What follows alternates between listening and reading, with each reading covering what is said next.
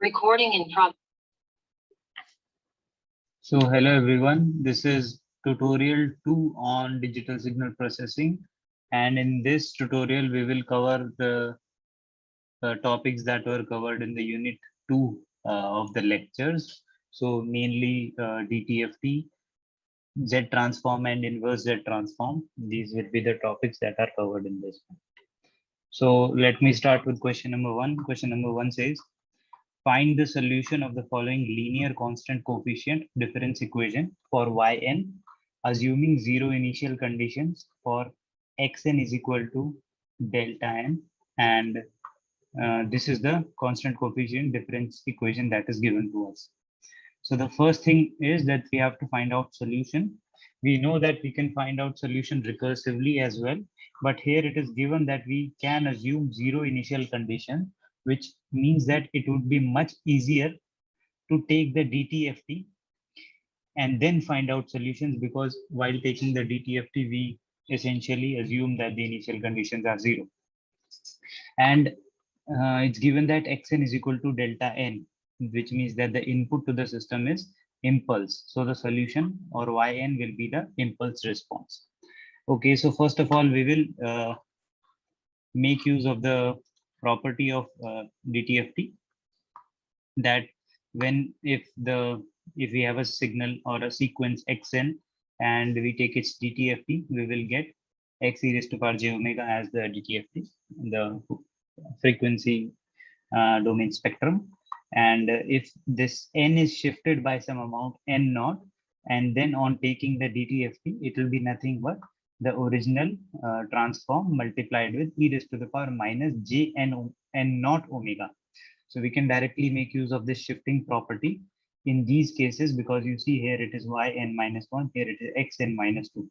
So if yn becomes y e raised to the power j omega, then yn minus 1 will become e raised to the power minus j omega times y e raised to the power j omega multiplied with this 0.25. Similarly, on the right hand side, this becomes x e raised to the power j omega.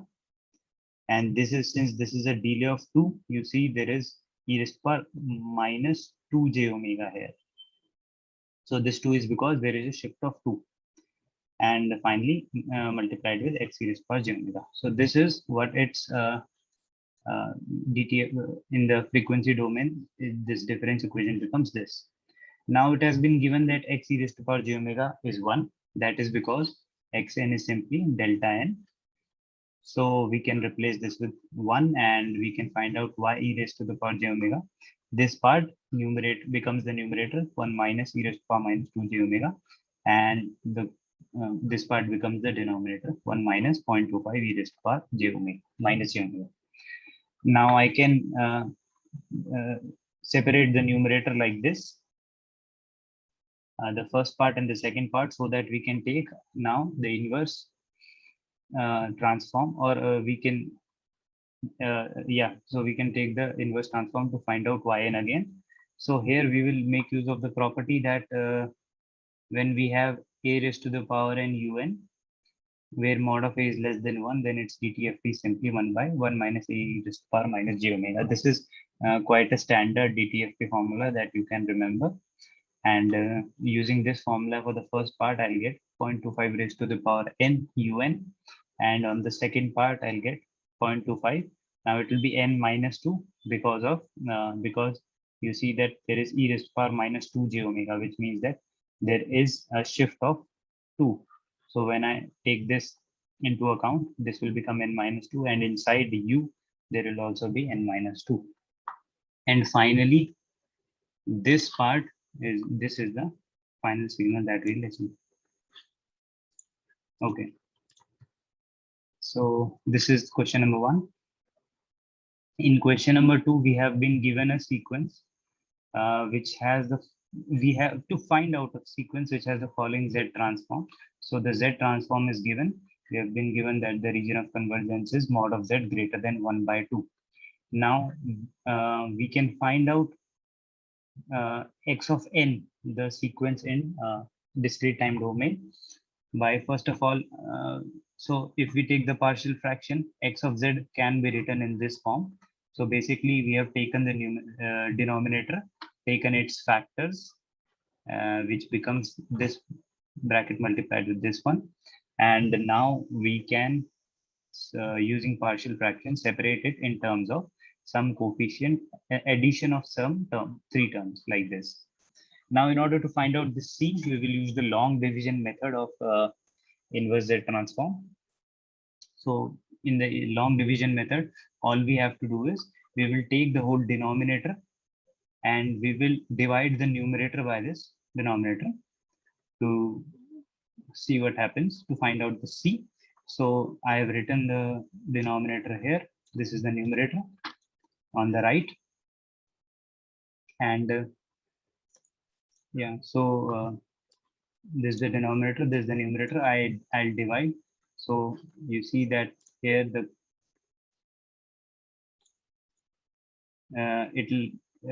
when I multiply this denominator with 2, I get this, and the Z minus 2 term will get cancelled out, and this part will remain. Now that means that C is equal to 2, and the remaining part, the remainder of the division, is actually whatever is left here as the numerator for this denominator. So in this part, I've only found out C. Now it still remains to find out A1 and A2. So what I'm going to do is to find out A1, I'll first of all, since A1 has a, you see that it has a denominator of this, I can directly multiply this with xz and evaluate it at this denominator, which is Z is equal to 1 by 2, or Z inverse is equal to 2. Yeah, so when I do this, I can substitute xz here. Xz is this term, the whole term. And when I do that, this gets cancelled out with the denominator of xz, and I'll get this part. I evaluate it at Z is equal to 1 by 2 to get A1 equals to 3. Okay. Now, similarly, I can find out A2. I can take the denominator of A2, multiply it with xz. I evaluate it at Z is equal to 1 by 4. And on doing so, this gets cancelled out with the denominator of xz when I substitute xz in this expression. And that will give me A2 equals to -1. So the whole expression for xz becomes this. So this is C, first term, then A1, and then A2, which is -1. Now the final thing is we have been given the ROC of xz, which is Z mod of Z greater than 1 by 2. Now we will use this ROC to find out.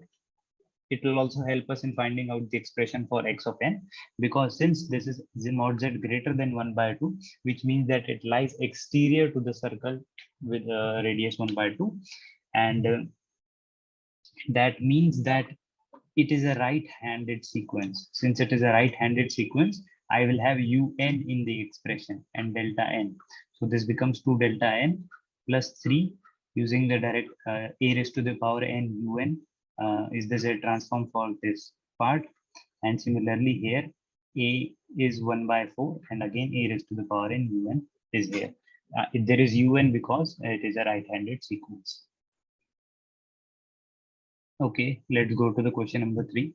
Here we are given two signals and we have to find out two sequences, and we have to find out its Z transform. So the first one is quite simple. We have a raised to the power un, which we know directly what it becomes. So, but here is u of -n.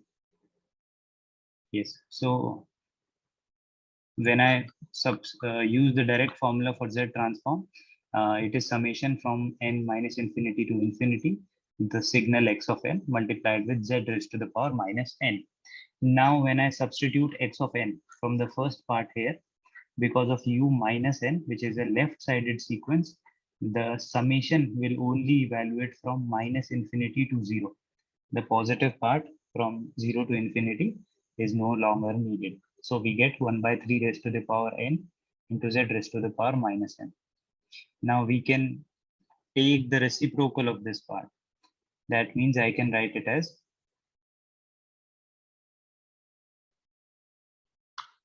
3 raised to the power n z raised to the power n. Now it is 1 by 3 raised to the power n actually. So if I change the limits of summation from 0 to infinity, I can write this as 3 raised to the power n, and this will become z raised to the power n. So basically the reciprocal. And once I get this, I can simply apply the formula for an infinite sum GP.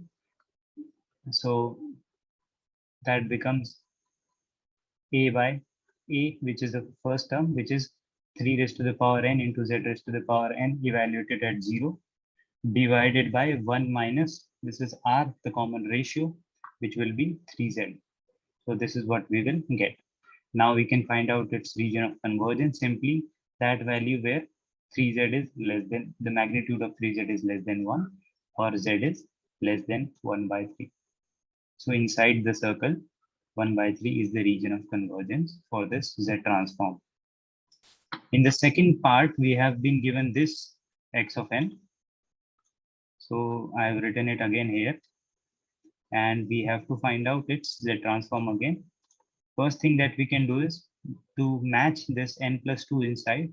I can write this as 4 1 by 2 n plus 2. So I have multiplied with 4 and divided by 4, taken the 4 in the denominator inside, and it gives me this. So now this power matches what is inside this u. And this is simply 3 raised to the power n u minus n minus 1, which means that it is a left-sided sequence. So for the first case, we can use a raised to the power n un, but because of this plus 2, it means that we'll have to add the coefficient z with that power in the numerator, and the rest is 1 by 1 minus a z inverse. So this is the Z transform. And for this, we know that the region of convergence will be mod of Z greater than 1 by 2. This 4 just carries to the Z transform directly. Now the second part. So we are actually calculating the Z transform of both the parts separately. For the first part, we have calculated this. For the second part, 3 raised to the power n, u minus n minus 1. I'll take the Z transform, and that is basically 1 by 1 minus 3Z inverse with a negative sign. And because of this left-sided sequence, it will be mod Z less than 3 in this case, with A is equal to 3. So this is the expression for the second part, and the overall Z transform becomes the sum of these two parts. So it is the first part minus the second part, and the ROC is basically the intersection of these two. Okay. So in the fourth part, we have been given a sequence, and we have to find out the region of convergence associated with this sequence. So, okay, so first we look at this part, the first part of this sequence, which is 1 minus 1 by 2 raised to the power n, u minus n minus 1, because we can directly see that we have u minus n minus 1, which means that it is a left-sided sequence, and its ROC will be therefore mod of z less than a, so mod of z less than 1 by 2. And if we look at the second part, which is this one, 2 1 by 4 raised to the power n un, it is a right-sided sequence because of un, and its ROC will be mod z greater than a, so mod z greater than 1 by 4. So when we find out the region of convergence of the complete sequence, we just take the intersection of these two, mod of z less than 1 by 2 and mod of z greater than 1 by 4. If we draw it in the z plane, then you will see that it is nothing but this disk or this ring between mod z is equal to 1 by 4 and mod z is equal to 1 by 2. This is the region where this Z transform will converge. And 1 by 4 and 1 by 2 will be the poles, which will be clear when you write the Z transform, because these 1 by 4 and 1 by 2 will be the respective denominator coefficients, roots of the denominator. Okay, now question number 5. Now again we have a sequence x of n is equal to 1 by 2 raised to the power n un, and yn is x square of n. We have to find out the Fourier transform of yn, and then we have to evaluate it at omega equals to 0 to find out this term over here. Okay, so first of all, I start by writing xn here, 1 by 2 raised to the power n un. Now y of n is x square of n. So I take the square of this whole term. That will become, so this part becomes 1 by 2 raised to the power 2n. It becomes u square n. So I can take 2 inside, it will become 1 by 4 raised to the power n un. I'll use the formula for the DTFT. Y raised to the power j omega is simply summation minus infinity to infinity, the sequence multiplied with e raised to the power minus j omega n. Now, so there is no need to worry about u square n, it's simply un only. And when I substitute yn into the expression, into this formula, I'll get this part e raised to the power minus j omega n. Because of un, again, you see that the summation goes from 0 to infinity now. Okay, so now this is y e raised to the power j omega. I have to evaluate it at omega equals to 0 in order to find out this quantity. So once I find out this, I'll just put omega equals to 0. So this part e raised to the power minus j omega n becomes 1, and we have this. Now this is nothing but an infinite sum GP with the common ratio 1 by 4, and the first term is simply 1. So 1 by 1 minus 1 by 4 is what y e raised to the power j0 is, which is equal to 4 by 3. Okay, now the final question. We have this, you have this diagram over here of a sequence x of n, and we have to find out its discrete time Fourier transform. Okay, so we can write this sequence first of all. So as you can see, this sequence is like this. If we can write this sequence like this as well. So it's one at, so at n equals to 0, it is 3. So that's why an arrow is put here, and then 2 on minus 1 and 1, 1 on minus 2 and 2.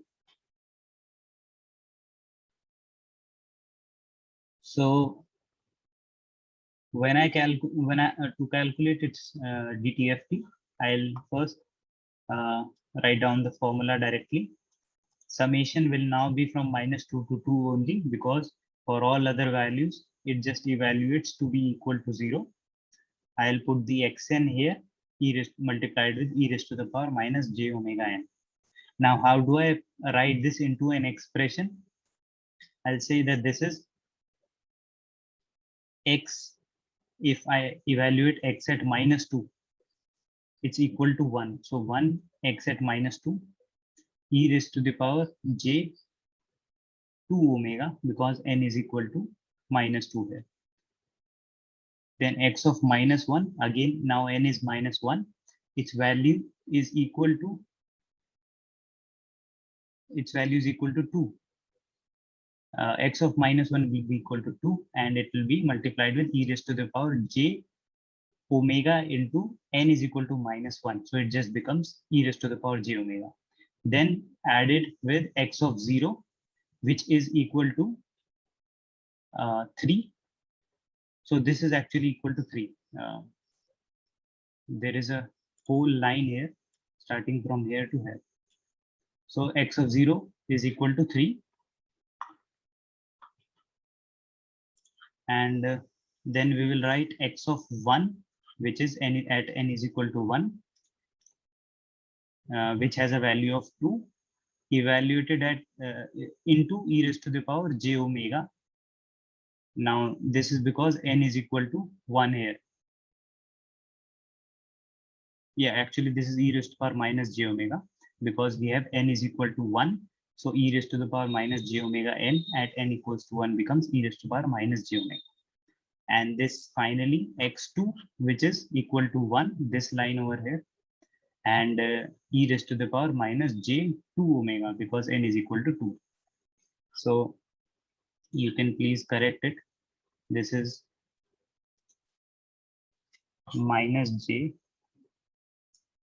omega. Okay, instead of j omega, this is actually minus j omega. Okay, and yes, so this is the final expression that we'll get now.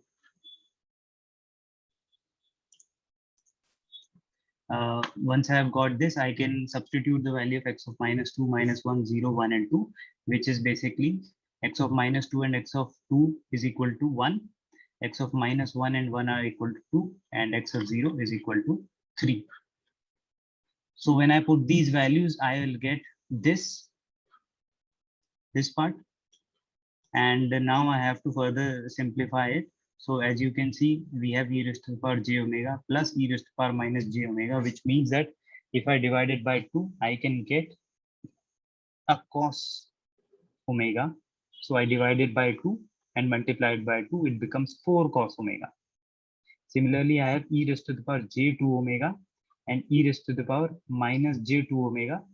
Again, I can divide by 2 and multiply by 2 to get cos 2 omega. So cos is with 2 omega because you see that it is minus j2 omega and positive j2 omega. So the n is equal to 2, and that's why I'll get 2 cos n omega equal to 2 cos 2 omega. And this 3 remains as it is. And this is the final expression for x e raised to the power j omega. And with this, we come to the end of the tutorial 2.